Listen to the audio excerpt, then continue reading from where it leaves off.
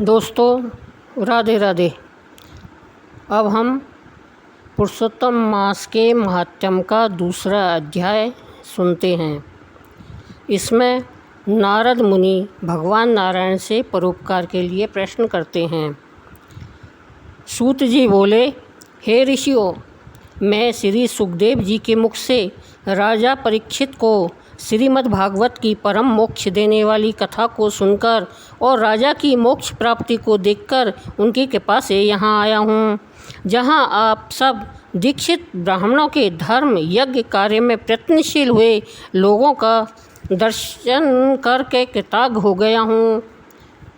ऋषिगण बोले, हे सूत जी, अन्य सभी बातों को छोड़कर आप हमें वेद व्यास जी के मुख से सुनी हुई अपूर्व कथा सुनाइए, जो सार का भी सार महाश्रेष्ठ तथा आत्मा को प्रश्न करने वाली है। अमृत से भी उत्तम पुण्यदायिनी कथा है, उसका पान कराइए।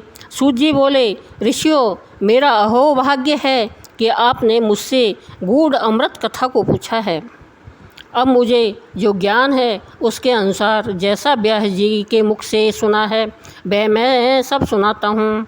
एक समय नारद जी नर और नारायण के आश्रम पहुँचे। वहाँ बहुत से सिद्ध देवता और तपस्वी भी रहते थे। वहाँ बेर, रुद्राक्ष, आंवले, बेल्व, आम, आम्रतक, कपित्य, जम्बू, कदम आदि अनेक प्रकार के वृक्ष लगे हुए थे। वहाँ विष्णु भगवान के चरणों से द्रवीभूत गंगा और अलकनंदा भी बह रही थी। वहीं महामुनि नारद जी लोक चिंतन करते हुए जा पहुँचे।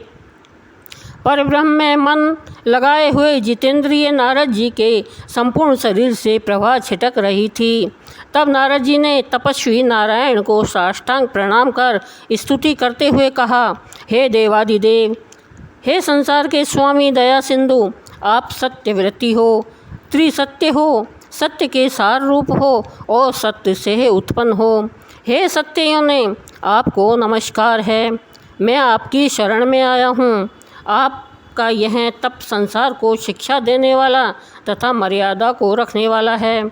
यदि आप तपस्या न करें तो पुण्यात्मा और पापियों से व्याप्त यह पृथ्वी कलयुग में जैसे एक व्यक्ति के पाप करने से रसातल को चली जाती है, वैसे ही एक व्यक्ति के पुण्य करने से तर जाती है।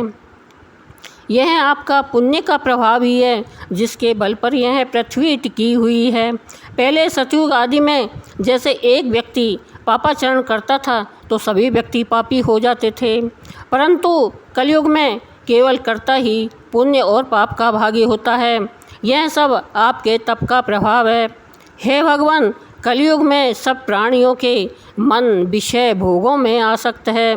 अतः स्त्री पुत्र आदि के मोह में फंसे हुए प्राणियों का हित करने वाला और जिससे मेरा भी हित हो, ऐसा कोई उपाय मुझे बतलाइए, क्योंकि मैं आपके मुखारविंद से कुछ सुनने की इच्छा से ब्रह्मलोक से यहाँ आया हूँ। वेद भी बताते हैं कि भगवान विष्णु उपकार के प्रेमी हैं, इसलिए संसार के उपकार के लिए उस सार रूप कथा को कहिए, जिसके सुनने मात्र से ही जीव निर्भय पद को प्राप्त हो। नारद जी के वचन सुनकर ऋषि नारायण मुस्कुराते हुए संसार को पवित्र करने वाली उत्तम कथा को कहने लगे। हे नारद, तुम ब्रज गोपियों के मुखरूपी कमल के लिए भ्रमर तुल्य रसिक शिरोमणि राजेश्वर भगवान श्री कृष्णचंद्र वृंदावन बिहारी की पुण्यमयी कथा को सुनिए। हे वत्स, जो संसार की पल भर में रचना करने में समर्थ हैं, उनके कामों का वर्णन कोई नहीं कर सकता। इस संसार के सार रूप भगवान के अगम्य चरित्र को तुम भी भली प्रकार जानते हो।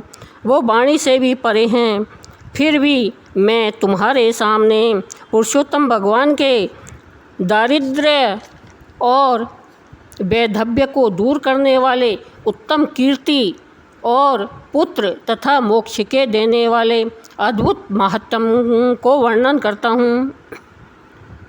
नारद जी बोले, हे भगवान, यह पुरुषोत्तम नाम के कौन से देवता हैं, उनका क्या महात्म्य है, यह सब मुझे विस्तार से बताइए।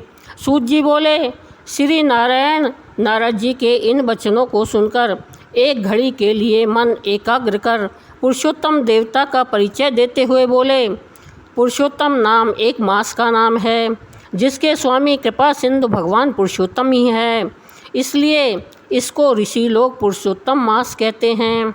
इसका व्रत करने से पुरुषोत्तम भगवान प्रसन्न होते हैं। नारद जी बोले, मैंने पृथक पृथक स्वामियों सहित चैत्र बैसाख आदि मास तो सुने हैं, किंतु हे नाथ, पुरुषोत्तम मास का कभी नहीं सुना। यह पुरुषोत्तम मास कौन सा मास है जिसके स्वामी दया सिंधु पुरुषोत्तम कैसे हुए, सो मुझे कृपा करके बताइए। इस मास का क्या स्वरूप है, क्या विधान है, व्रत में क्या करना चाहिए, कैसे स्नान करना चाहिए, क्या दान करना चाहिए, जप पूजा उपवास आदि का क्या साधन है, जिसके करने से कौन से देवता प्रसन्न होकर क्या फल देते हैं। इसके अतिरिक्त और भी जो सार हो वह सब मुझे बतलाइए, क्योंकि दीन वत्सल साधुजन मनुष्य के हित के लिए उपदेश बिना पूछे भी देते हैं।